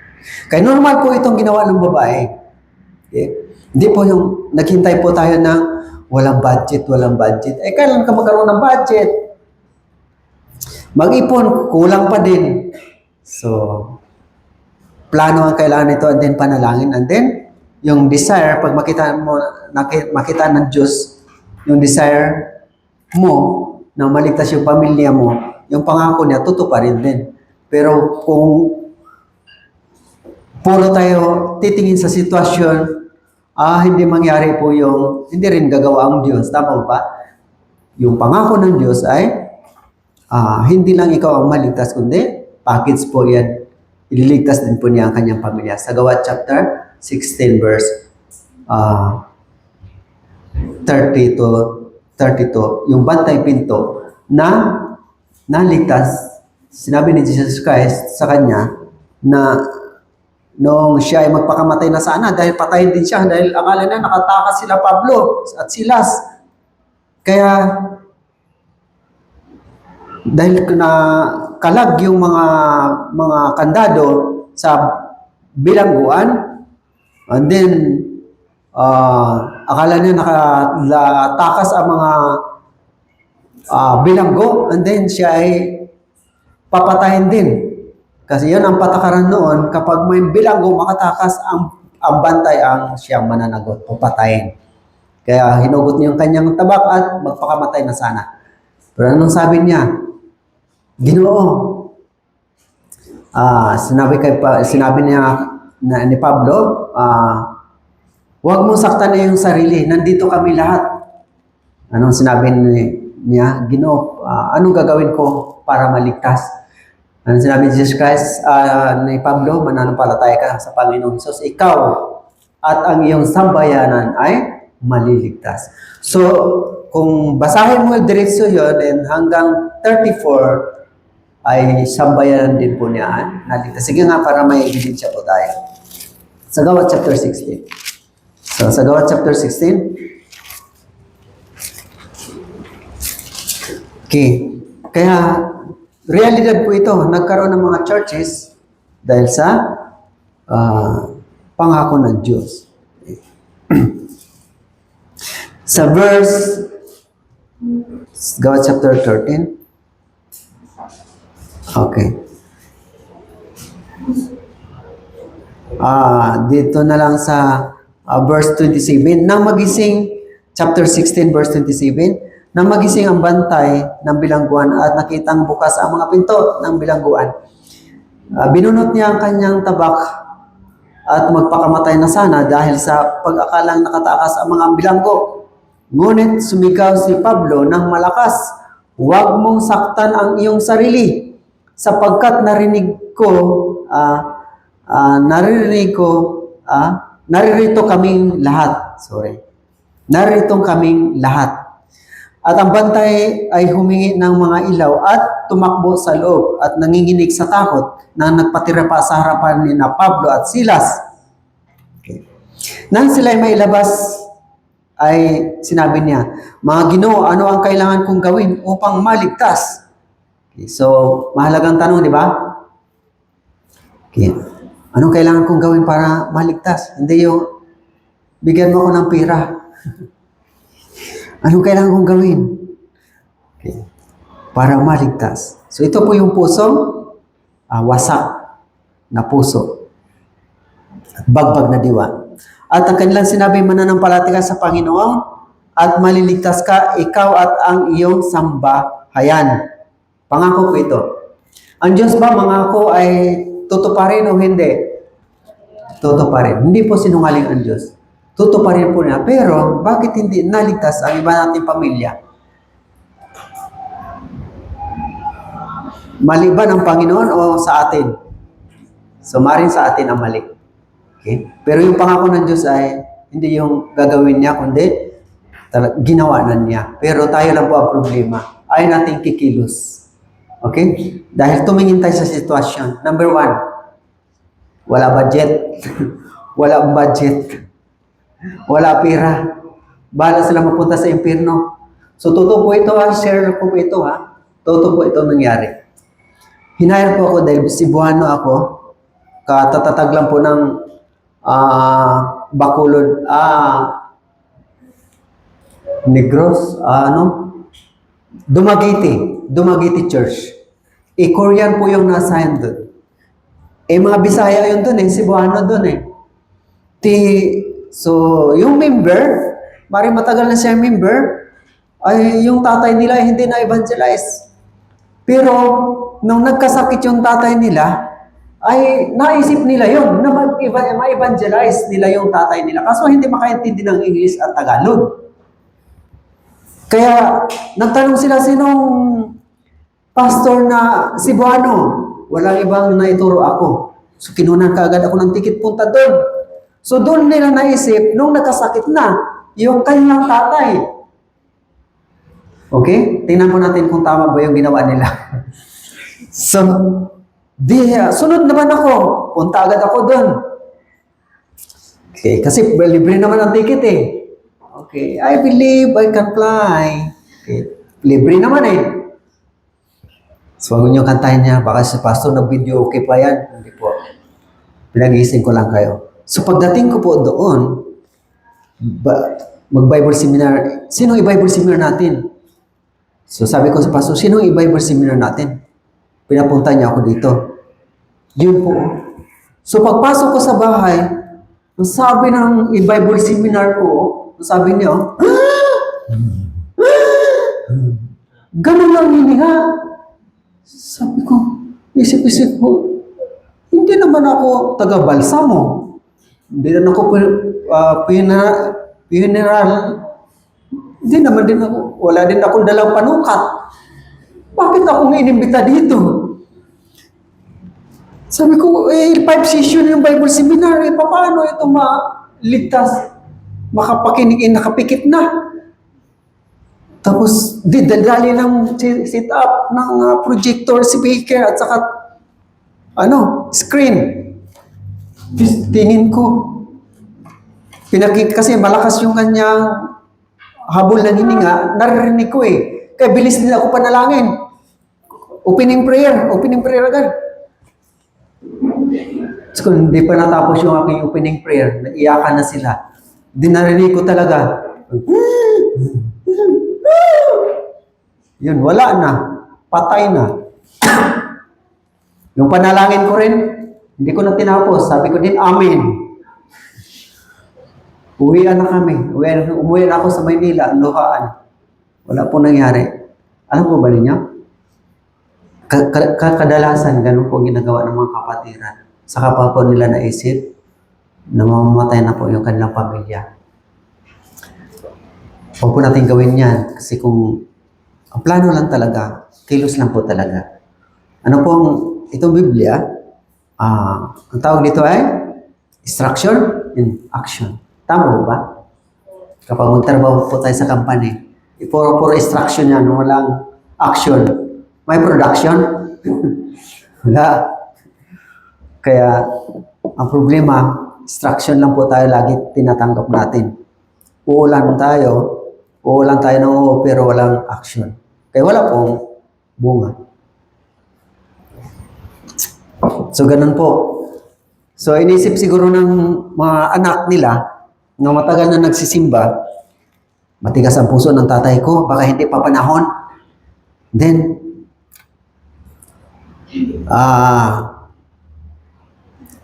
baka darating na ang panahon na lalambutin niya ang puso na yan. Anong darating ang lalambot ang puso na yan? Anong pinakasigurado mangyari sa tao? Mamatay. Tama ba? Mamatay. O darating si Jesus Christ. Yun po ang problema. Okay? Kaya dito, ginanap po ng Diyos yung kanyang pangako. Dito sa Bantay Pinto. Tingnan po nito. Basahin ko tuloy-tuloy. Okay? At 31, at kanilang sinabi, 32, ipinangaral nila sa kanya ang salita ng Panginoon at sa lahat ng nasa kanyang bahay. Sila'y kanyang kinuha noong oras din yun ng gabi at hinugasan ang kanilang mga sugat at agad siyang binabautismuhan pati ang buo niyang sambahayan. Sila'y kanyang, yung sambayanan niya ay, nabautismuhan. Ibig sabihin, naligtas po sila. Ang buong sambayanan. Okay po? Mga orasan po ninyo ay ano na yan, battery ng L3, ang bilis naman. Hindi pa nga ako naka 1/4. Ang bilis.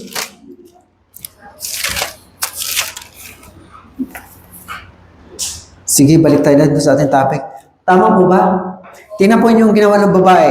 Iniwan po niya yung kanyang importanteng tubig at banga at pinuntahan, dali-dali siyang pumunta sa kanyang bayan. Then, anong sabi niya? And then, 28, kaya't iniwan ng babae ang kanyang banga at tubig at pumunta sa lungsod at sinabi sa mga tao. Maaaring kasama dito yung kanyang mga sabayanan. Then, kaya lahat ng mga tao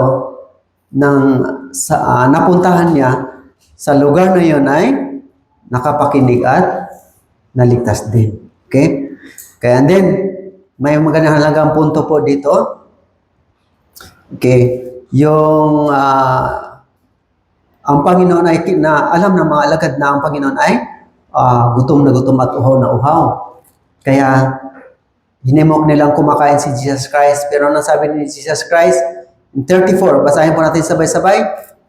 Sinabi sa kanila ni Jesus, ang pagkain ko ay ang gawin ang kalooban ng nagsugo sa akin at tapusin ang kanyang gawain. So, merong gawain. Merong simulan. And then, kailangan itong tapusin. Ang gawain ni Jesus Christ ay ang magbayad ng kasalanan natin. Tinapos niya o hindi? Kung hindi na tinapos, pupunta tayong lahat sa impyerno. Naintindihan po? Ang kausap niya dito mga alagad. Sa pagkabuhay maguli ni Jesus Christ in John chapter 20 verse 21, sinabi ni Jesus Christ, susuguin ko kayo. Sinabi din niya dito, susuguin ko kayo. Okay? Susuguin ko kayo. Namatay na po itong mga alagad na to. Okay? And then, sino na po nagpapatuloy? So sa loob ng 2,000 years, yung mga naligtas, pinagpapatay po sila. Pero yung mga bago sila pinagpapatay, may naligtas hanggang nakarating sa dulo ng silangan. Sino pong dulo ng silangan? Ay tayo. China, Pilipinas, Korea. Then, ayon sa survey, lagi natin narinig, 60 million ka martyr sa pagdala ng ebanghelyo na ito. Namatay. Nagbuhay sila ng buhay. Hindi nila pinahalagaan yung kanilang buhay at may maligtas lang. Okay? May ligtas. Normal po na puso yun. Okay? Na sinabi ni Pablo, hindi ko pinahalagaan ang aking buhay. Magawa ko lamang ang aking katungkulan na magbabayad ng magandang balita sa ebanghelyo na inaatang sa akin sa Gawa chapter 24 at 20 verse 24. Kaya normal po yun. Kaya normal po ito nangyayari sa babae. Okay? Then si Jesus Christ ay tinapos po niya yung gawain ng paliligtas. Ano ang pagkain natin? Okay, yung kalooban ng Diyos, yung pagsunod, yung gawin. Okay? Kalooban ng Diyos, yung pagkain natin, yan po ang importante. Pagkain ang importante, di ba? Kung ayaw mong kumain, isang araw lang, o kaya pa, 2 araw, kaya pa din, 3 araw, hindi na kaya, patay na. 1 linggo, patay na talaga. So, ang pagkain natin ay ang gawin ang kalooban ng Diyos. Kaya, meron po sa Biblia, ang Biblia po ay, ano po ito, ang utos ng Biblia ay, gawin mo, huwag mong gawin. Kaya, yung kalooban ng Diyos, ang malaking kasalanan, yung utos ng dakilang utos. Ano pong dakilang utos ng Diyos? Meron pong pinakadakilang, maraming utos sa Biblia. Old Testament, 613. New Testament, mga 1,000 mahigit. So, pero doon sa lahat ng mga utos ay meron pong pinakadakilang utos na sinabi ng Diyos na Biblia na hindi natin pwedeng palampasin. Mga utos na yan. Sige, bilisan na lang natin kasi yung oras natin ay baka lalampas ako, hindi na ako papuntahin dito. Matthew chapter 28. Okay, ito po yung pinakadakilang utos pagkatapos nang nagawa ng Panginoon yung kanyang gawain ng pagliligtas. Sa 28 verse 19 to 20, okay po, Basahin po natin, 28 verse 19 to 20. Nakita niyo na po. Okay. Okay, basahin natin sabay-sabay, 3 to 1. Kaya't sa paghayo ninyo, gawin ninyong alagad ang lahat ng mga bansa, bautismuhan ninyo sila sa pangalan ng Ama at ng Anak at ng Espiritu Santo. At turuan silang sundin ang lahat ng mga bagay na itututos ko sa inyo. At narito ako'y kasama ninyo palagi hanggang sa katapusan ng panahon. So, ibig sa bautismuhan, ibig sabihin, iligtas sila. Iligtas sila. Okay? And then, ano po, dito kasama natin ang Panginoon hanggang kailan? Hanggang sa katapusan ng panahon. Sino itong katapusan ng panahon? Ito pagbabalik ni Jesus Christ. At sino po itong kanyang gagamitin? Ang mga alagad pa ba? Tagal nang namatay. So, maiksi lang buhay po nila. So, namatay na po sila. Noong mga AD ang unang namatay si Apostol Santiago. Si Apostol Pablo namatay AD 66, ganun. Si Apostol Juan pinakamatagal namatay sa pagtanda, mga AD 90 to 100, mga ganun ang estimation. Pero namatay sila. Sino na po yung sinabihan ni Jesus Christ dito? Na sa katapusan ay may pangaral na Ebanghelyo. Tayo pong inutusan dito. Okay? Kaya dito po, ito po yung pinakadakilang utos. Kaya dito, tuloy po natin. So ang pagkain ay ni Jesus Christ ay ang gawin. Ibig sabihin gawin, tuparin natin and then gagawin natin. Okay. Gagawin. Sino pong gagawa nito? Ang mga naligtas lang. Hindi kaya ito gawin ang hindi ligtas. Okay? Then, kung mahiya man tayo, sinabi ni Jesus Christ, na kung ikinahiya natin siya, ikinahiya din tayo. Okay? Sa Luke chapter 9, record nyo na lang yung mga verse. Sa Luke chapter 9, verse 26, na kung ikahiya niya ako, ikakahiya din kayo ng Ama. At ikakahiya ko din kayo. So, dito, yung mahiyain, meron po lahat po mga evangelist, mga testimony nila ay mga mahiyain po kasi ako, hindi ko kayang gawin ito, pero sumunod na lang sila. So, ganun din po ang katuwiran ko. Okay? Pero dahil sa awa natin sa mga kaluluwa, mawala po yung hiya. Kaya ito babae, nawala po yung hiya. Babae sa Ramitana. Okay, so Jesus Christ ay, tinapos po na yung pagliligtas. And then, pagkatapos ng tinapos na yung kalooban ng Ama, ay yung gawain naman natin ang tapusin natin na pinapagawa niya na maipangaral yung Ebanghelyo. Kaya nakarating po dito ang mga missionary. Dahil hindi po nilang kayang tiisin sa kanilang puso yung sila-sila lang ang maligtas. Kundi, sila po yung ginamit ng Diyos para sa sa mission. World mission. Okay? Sa matindi sakripisyo, iniwan po nila din yung kanilang mga masaranyang buhay.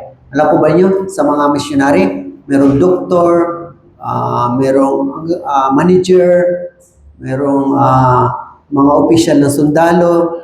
So, ganun po ang kanilang mga posisyon. Iniwan po nila yon. Then, pumunta po sila dito na kunti lang mga allowance, hirap yung mga language, mahirapan yung mga anak nila sa pag-aaral, sa klima. So, naghihirap sila. Pero para lang makapagligtas ng mga Pilipino. Then, tayo mga Pilipino, kaya ba natin tiisin yung mga tao dyan ay mapunta sa impyerno, yung pamilya mo mapunta sa impyerno? Kaya hindi na po normal po yan. Okay? So dito, ang pagkain natin ay, yung gawain natin ay tapusin natin. Okay? Kaya yun, ang gantimpala, sinabi din ni Jesus Christ po dito, yung kalulhatian. Yung topic nung nakaraang linggo, di ba? Topic pala namin ng ministry retreat ay kalulhatian, pagdurusa at kalulhatian. Okay? Kung walang pagdurusa, walang kalulhatian. Kung walang pasakripisyo, walang gantimpala. Kaya dito po, binanggit ni Jesus Christ yung sa 35, yung pag-aani ng tumutukoy ito sa mga tao. Yung pag-aanihin, ibig sabihin, iligtas sila. 35. Chapter 4 ng Juan, basta ating topic. Sa 35, hindi ba sinabi ninyo na may 4 na buwan pa at darating na ang pag-aani. Ngunit sinasabi ko sa inyo, masdan ninyo ang inyong paligid at sa inyo'y mas at sa iyong paligid at inyong tingnan ang mga bukid na mapuputi na upang anihin. Ibig sabihin din tumutukoy ito sa mga trigo. Okay? Kundi sa mga tao. Okay? Ibig sabihin ngayon na, hindi bukas, ngayon na. Hindi nakabase sa buwan, taon, panahon, kundi ngayon na. Okay. Then, so, ang problema, sa ilagay nyo na ng verse, ay walang manggagawa, walang mag-aani. Okay, dahil nahihiya. Okay? Nahihiya. Kaya, ang tanong, sino ang yung mag-aani? Kaya, sinabi sa Luke chapter 10 verse 2, idalangin ninyo. Luke chapter 10 verse 2, na idalangin ninyo na sa Ama na magpadala siya na mang-aani, mag-ani. Okay. So, sino po yun? Tayo po yun. Tayo po yun. Okay, and then yung gantimpala, malinaw po sinabi ni Jesus Christ dito na ang bunga ay kalulhatian ng Diyos, kasi kaligayahan ng Diyos, kaligayahan mo rin. Okay? Gantimpala natin. So, yung sakripisyo pagod, hindi yan nawalan tayo ng pera dahil sa naibigay natin sa church ang oras natin, yung pera natin, kundi para sa ating benepisyo din. Okay? Verse 36, ang umaani ay tumatanggap ng upa at nagtitipon ng bunga para sa buhay na walang hanggan, upang ang nakahasik at ang umaani ay magkakasamang magagalak. Kailan ito mangyayari? Sa langit. Sa pagdating ni Jesus Christ, may katapusan din ang ating evangelism. May 3 bagay ang ating Christian life. Pag-asa, pananampalataya, pag-ibig. So, ang matitira, anong matitira? Magpakailanman. Pag-ibig. Pag-asa sa langit, wala na. Kasi magkakasama na tayo, magkakasama na makakasama natin ang Diyos. Pag-asa, wala na kasi nandun na tayo sa langit. Wala nang Bible study, wala na pong sermon, wala na pong street evangelism, wala na pong ambagan, wala na pong sakit, karamdaman. Kaya sinabi nyo, Apocalypse chapter 21, verse 4, at papahirin ko ang luha sa inyong mga mata. So, ang mga Kristiyano ay lumuluha. Bakit? Yung pamilya nila hindi naliligtas, matigas ang puso, pero hindi sila sumusuko hanggang naligtas. Okay? Maraming sakripisyo, maraming pagdurusa. Okay? So, kaya papahirin ko ang iyong mga luha ng kanilang mga mata. Wala na sakit, kirot, dalamhati, or kamatayan man. Lahat ay lumipas na. Okay? Yan po nakalagay doon sa Apocalypse chapter 21 verse 4, 3 to 4. Okay? Dito, so ibig sabihin, yung gantimpala ay hindi lang tayo niligtas ng Diyos, kundi pasayahin po tayo. Halimbawa, kung sa langit lang, okay, makapunta naman ako sa langit. Wala ka man lang gantimpala. Langit naman, pero wala kang gantimpala. Halimbawa, sino po nakagraduate na wala pong parangal? Nainggit kayo o hindi? Ako po, naranasan ko, wala po akong natanggap kahit kunting parangal. Kaya nainggit po talaga ako doon sa aking mga classmate na laging paulit-ulit tawag, kaibigan ko sila. Sila paulit-ulit na tinatawag. Ako wala man lang kahit isang bisis. Nakaganon na ako, tago ako sa upuan kasi nahihiya ako. Katabi ko, tinawag na naman. Tuwan-tuwa yung magulang, tuwan-tuwa siya. Dubli-dubli na yung medalya, and then yung medal at saka yung So, ako inggit na inggit. Kaya pagkatapos ng close nung event para mawala yung inggit ko. Di aakyat ako sa stage. Ako lang mag-isa. So, inggit, pwede po ba? Makapunta tayo ng langit, puro lang tayo inggit. Mabuti ba siya? Sayang, hindi kasi ako gumawa eh. Tamad kasi ako. Marami ko kasi dahilan sa cellphone. Sa cellphone. Ayan, sorry ha, sa namatamaan. Sa trabaho, sa school. Dahil ba't ang iba nakarating naman? So, ganun po. So, doon po natin makilala, sayang. Bakit na marami akong dahilan? Hindi ako sumama sa mga street evangelism, sa mga ambagan, sa mga fundraising. So, ganun po. Masasayangan. Doon natin masabi yan. Pero dito, makagawa po tayo ng palusot. Pero doon sa langit, hindi na. Hindi na. Bakit? Papakita ng Diyos lahat ng pagkakataon, wala ka. Naintindihan po? Okay, dito po. Yung gantimpala ay, kailan po ito? Sa pagdating ni Jesus Christ. Pinakasigurado.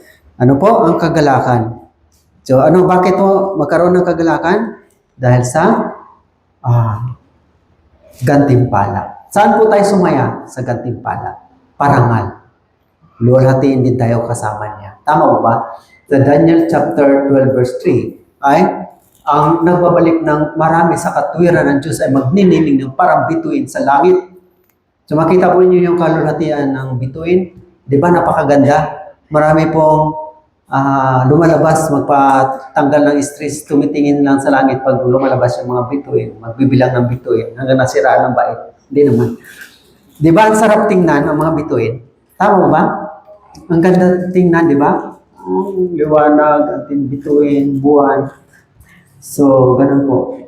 Kapag marami po daw tayong nagawa, ano po? Sa makatwiran ng Diyos, sa kalooban ng Diyos, sa sakripisyo. Ngayon tumutulong pa ang ating mga pawis. Luha minsan. Minsan dugo. Ako marami po ako, sa mission ko marami pong luha. Namatay ang anak ko sa mission namin. Na-aksidente ako, binantaan ako. So, muntik nang namatay, nawalan ako ng malay sa aksidente. Pero buhay pa din.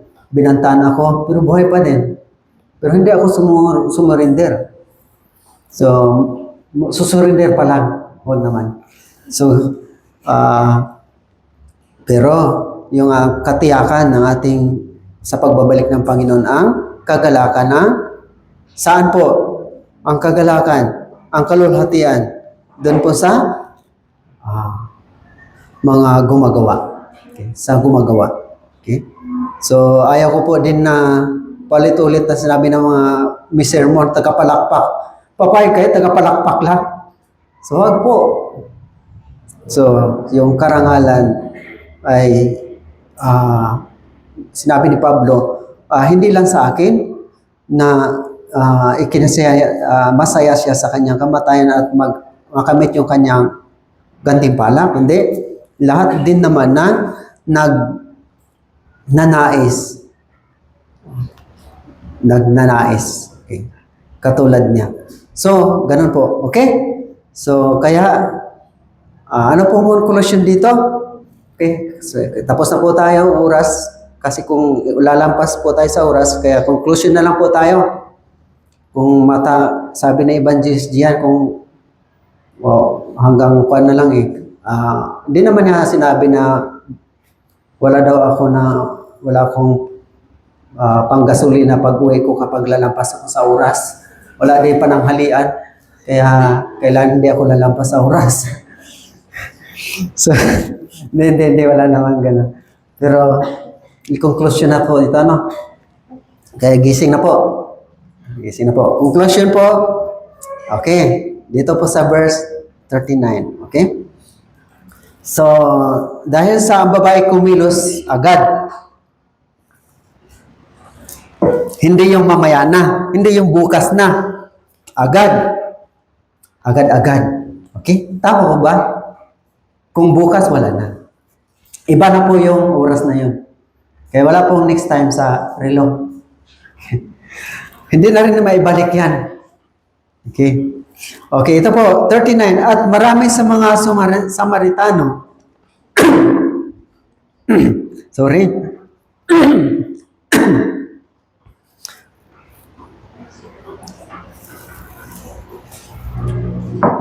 Okay? marami marami sa mga Samaritano sa lungsod na iyon ang sumampalataya sa kanya dahil sa sinabi ng babae. So, saan ang gagaling yung kanilang, sino nag-encourage sa kanila para pumunta kay Jesus? Isang babae lang. Okay? Ginamit ng Diyos yung isang babae. Nagpatotoo, sinabi niya sa akin ang lahat ng mga bagay na aking ginawa. Kaya, nang dumating sa kanya ang mga Samaritano, nakiusap sila sa kanya na mananatili sa kanila at siya'y nananatili roon ng 2 araw. Okay? At marami pang sumampalataya sa kanya dahil sa kanyang salita. Okay? Sa verse 42 ay sabay-sabay po tayo, 3 to 1. Sinabi nila sa babae, ngayon sumampalataya kami hindi dahil sa iyong sinabi, sapagkat kami mismo ay narinig, nalalaman namin ito nga ang tagapagligtas ng sanlibutan.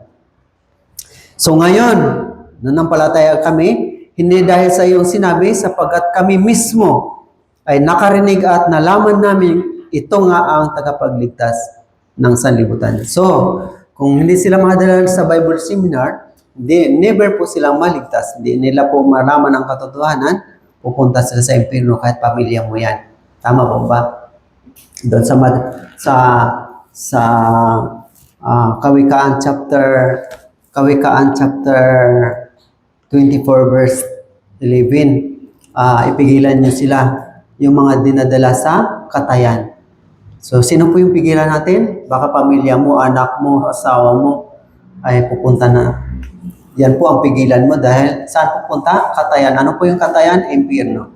So, kaya mo bang tingnan yung pamilya mo, mahal mo sa buhay ay dalhin sa katayan?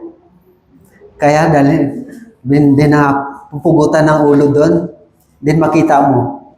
So, yung katayan na yun ay ang impyerno. So, masabi natin, baka busy pa kasi ako. Pero pagsisihan natin yan, bandang huli. Bakit? Binigay sa atin yung pagkakataon. Tayo lang po ang gumagawa ng palusot. Dahil, marami tayong dahilan. Pero sa Diyos, hindi yan makalusot. Naintindihan po ba? Bakit?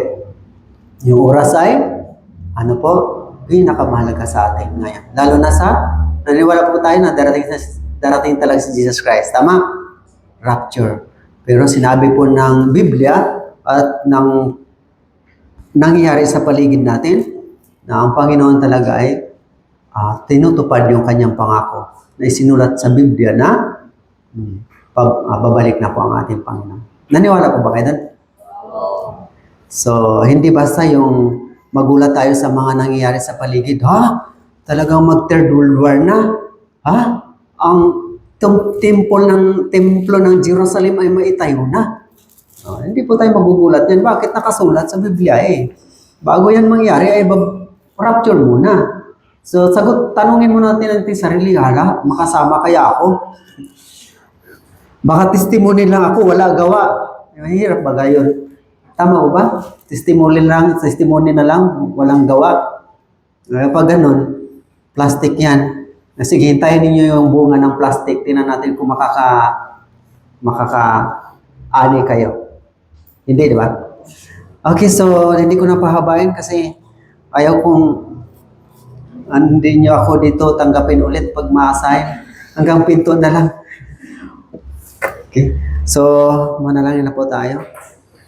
Dakilang Diyos, salamat Panginoon sa pagkakataon na nakasama ko sa church, sa mga kapatiran, dalangin po namin, ang salita po ninyo ay magawa po namin. Wala po kaming pinakadakilang tapusin na utos ng Diyos.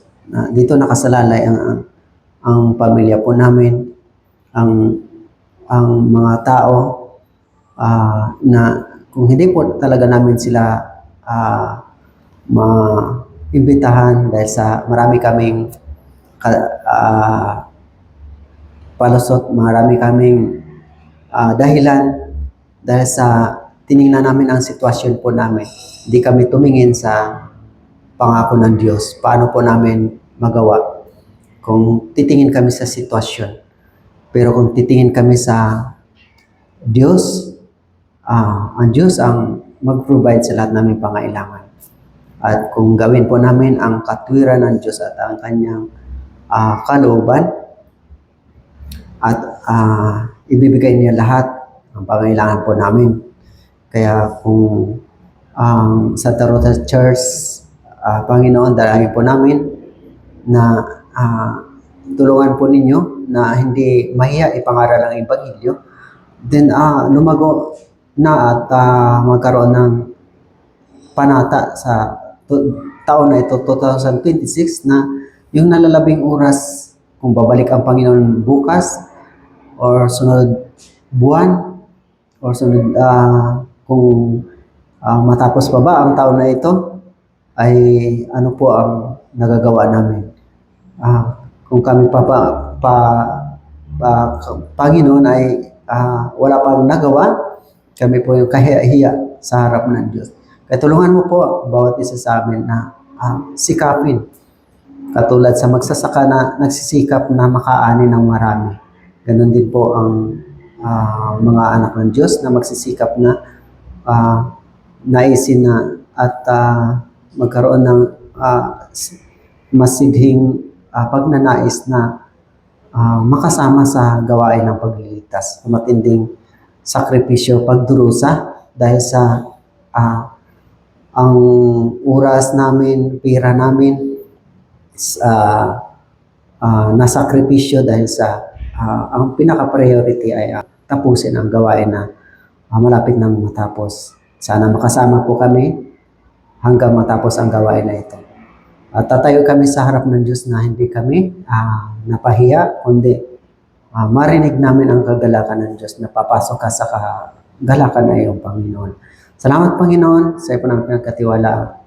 Ang magawa po namin ito sa tulong po ninyo. Sa pangalan po ng Panginoong Hesus, namin tagapagligtas. Amen.